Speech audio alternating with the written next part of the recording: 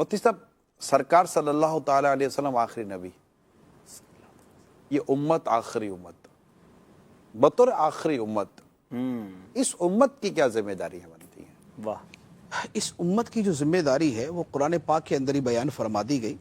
فرمایا کنتم خیر امت اخرجت للناس تأمرون بالمعروف وتنہون عن المنکر. تم بہترین امت ہو جو لوگوں کے لیے ظاہر کی گئی. تم نیکی کا حکم دیتے ہو اور برائی سے منع کرتے ہو. تو اس امت کا جو منصب ہے وہ بیان فرما دیا، نیکی کی دعوت دینا، نیکی کا حکم دینا اور برائی سے منع کرنا.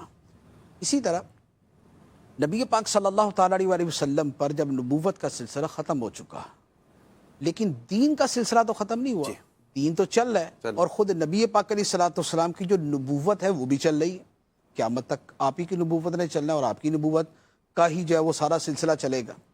اب جس مقصد کے لیے نبی پاک علیہ الصلوۃ والسلام کی بعثت ہوئی، آپ کو بھیجا گیا، اس مقصد کی تکمیل کرنا یہ امت کا کام ہے.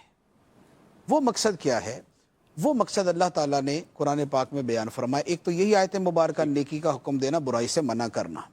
دوسرے نمبر پہ اللہ تعالیٰ فرماتا ہے هو الذی ارسل رسولہ بالہدی والدین الحق لیظہرہ علی الدین کلہ. وہی ہے جس نے اپنا رسول بھیجا ہدایت اور دین حق کے ساتھ تاکہ ان کے دین کو سارے دینوں پر غالب کر دے.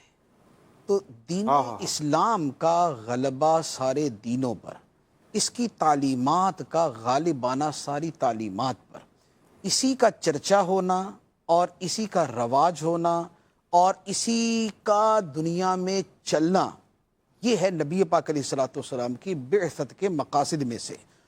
تو جب یہ مقاصد بعثت میں سے ہے تو اب نبی پاک علیہ الصلوۃ والسلام کا یہ کام جو ہے، اس کی ایکسٹینشن جو ہے وہ امت کو دی گئی ہے کہ امت اس کام کو لے کے چلے گی.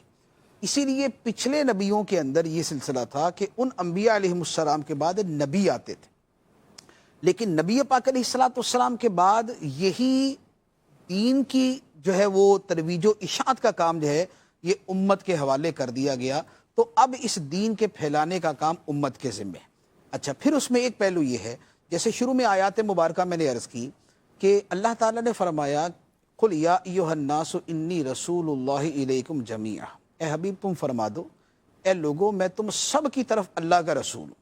دوسری آیت کے اندر تھا کہ تم تمام لوگوں کی طرف خوشخبری دینے والا، ڈر سنانے والا بنا کے بھیجا. تو اب اس کا مطلب یہ ہوا کہ پوری دنیا کے جو لوگ ہیں، پوری دنیا کے لوگ اور قیامت تک کے لوگ، ان سب کے لیے ہمارے نبی صلی اللہ علیہ وآلہ وسلم نبی ہیں، رسول ہیں. تو ان سب تک پیغام پہنچانا ہے. اب وہ پیغام کس نے پہنچانا ہے؟ نبی پاک علیہ الصلوۃ والسلام نے اس پیغام کو اتنی صراحت و وضاحت کے ساتھ اتنے لوگوں تک پہنچا دیا کہ اب آگے یہ اس پیغام کو لے کے چلے.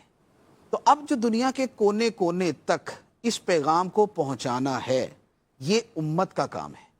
تو لہٰذا اب ختم نبوت کے بعد جو امت کی ذمہ داری ہے وہ اس پیغام نبوت کو پوری دنیا میں پہنچا. بہت خوبصورت بات، یعنی کہ یہ ایک میسیج ہے، یہ میسیج ہے اور یہ باقاعدہ مقصد دینی، بلکہ یہ ختم نبوت کے یوں کہہ لیں کہ جو اس میں سے نکلنے والے موتی ہیں، یہ ان میں سے ایک چیز ہے باقاعدہ. تو پیارے اسلامی بھائیوں، ہمیں نیکی کی دعوت عام کرنی ہے، برائی سے منع کرنا ہے.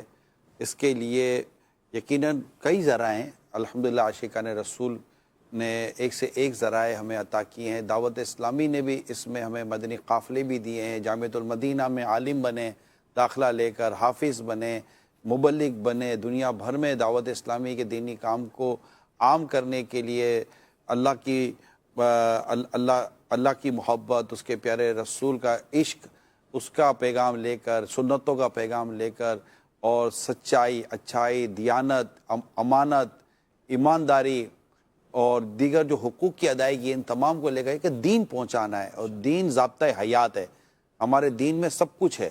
پوری زندگی گزارنے کا طریقہ کار ہمارا دین ہمیں بیان کرتا ہے. تو دین کی دعوت، اسلام کی دعوت، سنت کی دعوت، رسول پاک صلی اللہ تعالیٰ علیہ وسلم کے عشق کی دعوت، اہل بیت کی محبت کی دعوت، خلفائے راشدین، دیگر صحابہ کرام کی محبت کی دعوت، اولیاء کرام سے محبت کی دعوت، یہ ہمیں گاؤں گاؤں، کریا کریا، فرد فرد تک پہنچانے کی کوشش کرنی ہے.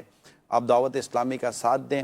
نیکی کی دعوت مل کر عام کریں گے، اور انشاءاللہ عز و جل اسے جب تک اللہ سے دعا ہے کہ یا اللہ ہم جب تک زندہ رہیں آمین۔ ہم سے تو پیارے حبیب صلی اللہ علیہ وسلم کی دین کی خدمت لے لے، ہم سے سنت و خدمت لے لے، اور ہمیں ایمان پہ استقامت عطا فرما۔ ایسا بھی یہاں آخر میں